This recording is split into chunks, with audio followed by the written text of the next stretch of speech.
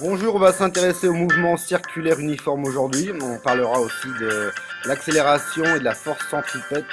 C'est parti. Donc voilà, on a un objet qui est en mouvement circulaire uniforme. Donc je voudrais faire quelques commentaires avant d'aller plus loin.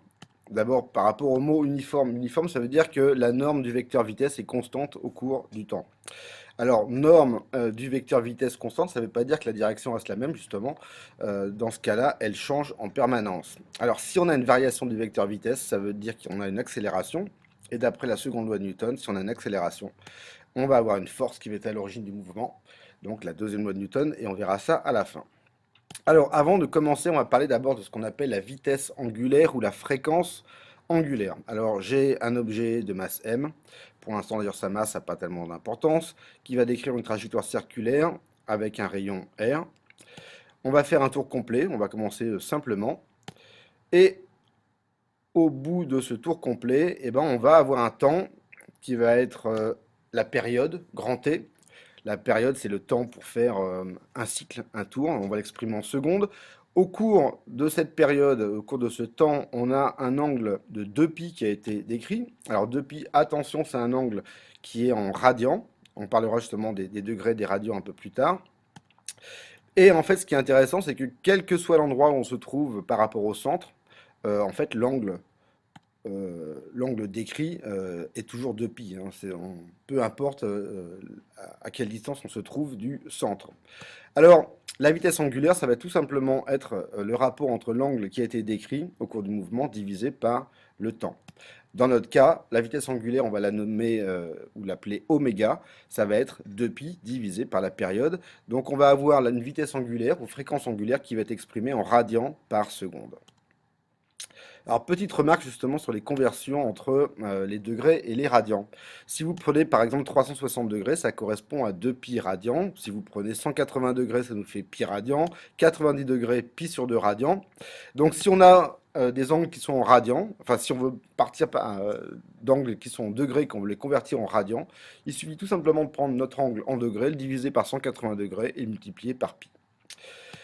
Alors, maintenant, on va pas faire un tour complet, mais si on parcourt qu'un angle alpha, par exemple, eh ben, ça va être la même façon qu'avant. On va avoir un intervalle de temps delta t qui était de moins t1. Et à ce moment-là, la vitesse angulaire, ça va être alpha en radians divisé par l'intervalle de temps delta t en secondes. Maintenant, on va s'intéresser à la vitesse. Alors, premièrement, on le voit sur ce schéma, c'est que le vecteur vitesse est toujours tangent à la trajectoire. La vitesse, on sait très bien que c'est une distance divisée par un temps. Alors, si on fait un tour complet, la distance, ça va être quoi? Ça va être le périmètre du cercle. Donc, on va avoir 2π fois r. Maintenant, si on veut avoir la vitesse, on sait que le tour a été fait pendant un temps qui est égal à une période. Donc, la vitesse, ça sera tout simplement 2π fois r divisé par la période.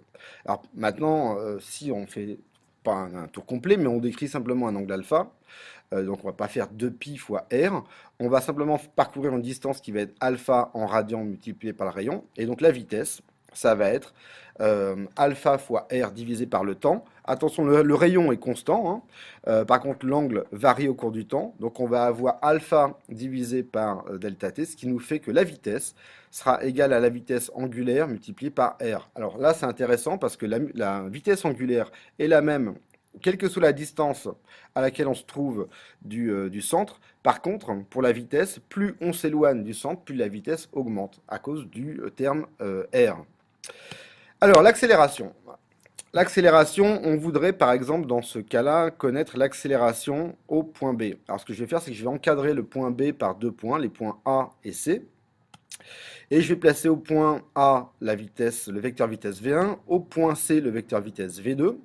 Et après, on va essayer de voir ce qui se passe au point B. Alors, l'accélération, on sait que c'est la variation du vecteur vitesse en fonction du temps. Bon, on va s'intéresser à la variation de vitesse, ici qui sera delta V égale V2 moins V1. Alors, petite remarque, on a des vecteurs. Donc, V2 moins V1, c'est pareil que de dire qu'on va faire V2 plus moins le vecteur V1. Alors, on va essayer de reprendre tout ça et de voir ça en détail. Mon vecteur V2, puisque je m'intéresse en fait à l'accélération au point B, mon vecteur V1, je le place au point B. Mon vecteur V2, je le place aussi au point B. Et on va essayer de trouver delta V au niveau du point B. Alors, je veux additionner V2 et moins V1. Alors, j'ai le vecteur V1, bah, je prends moins V1. C'est le même mais opposé. Je l'additionne à V2. Voilà ce qui va se passer. Et maintenant, je vais pouvoir tracer delta V.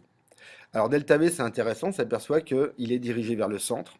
Si delta V est dirigé vers le centre, puisque l'accélération, c'est delta V divisé par le temps, l'accélération est elle-même dirigée vers le centre. C'est ce qu'on va appeler l'accélération centripète. Avant de poursuivre, je voudrais quand même placer quelques angles à l'intérieur de mon schéma. Donc j'ai l'angle alpha qui est ici. Je vais le retrouver en fait entre V1 et V2. Et juste dans le triangle en dessous, dans le triangle qui est composé de V2, moins V1 et delta V, je retrouve l'angle alpha ici. Alors ça va être important pour trouver l'expression de l'accélération centripète. C'est pas une démonstration que vous devez connaître, mais j'ai pas envie de donner l'expression sans la démontrer. Donc on va essayer de trouver l'expression de A. Alors, je reprends les deux schémas simples que j'avais avant, donc la trajectoire circulaire. On va supposer que l'angle alpha est petit, comme ça la distance parcourue, en fait, on pourra l'assimiler à la corde de longueur L. Et puis l'autre triangle qui était composé des vecteurs delta V, moins V1 et V2. Et on s'aperçoit que l'angle alpha était le même dans ces deux triangles. Alors, première chose, c'est que la vitesse V1 et V2, en tout cas les normes sont les mêmes. Alors je vais dire que la norme de V1 étant la même que V2, je vais l'appeler V. Ça va me simplifier la vie. Et en regardant ces deux triangles, ce qu'on peut écrire, c'est que delta V sur V, c'est pareil que L sur R. Donc la variation de vecteur vitesse, c'est V multiplié par L sur R. Donc à partir de ça, on va essayer de retrouver l'expression de A. Donc A delta V divisé par delta T. À ce moment-là, je remplace delta V par son expression qui était V fois L sur R. Chose intéressante, c'est que la vitesse, elle est constante. On a un mouvement circulaire uniforme. Le rayon, c'est toujours le même. Donc, je peux extraire de ma parenthèse le terme V sur R. Je me retrouve avec delta V sur T est égal à V sur R fois delta L sur T. Et ça, c'est quoi? Bah, c'est la vitesse. Donc, voilà ma nouvelle expression pour delta V sur delta T, qui va me permettre d'avoir une accélération qui sera égale à V au carré sur R. Alors, V au carré sur R, mais la vitesse, on l'a vu au début, on pouvait aussi l'exprimer en fonction de la vitesse angulaire. Donc, on avait V aussi égal à oméga sur fois R. Donc, je vais retrouver une nouvelle expression de A qui est aussi égale à oméga 2 multiplié par le rayon. L'accélération, évidemment, en mètres seconde puissance moins 2. Alors, la force centripète, qu'on va appeler FC, bon, je prends mon schéma, j'ai ma masse, le vecteur vitesse qui est tangent à la trajectoire. Mon accélération, elle est dirigée vers le centre. Donc, d'après la deuxième loi de Newton, si on a une accélération, on sait que la force est égale à la masse fois l'accélération.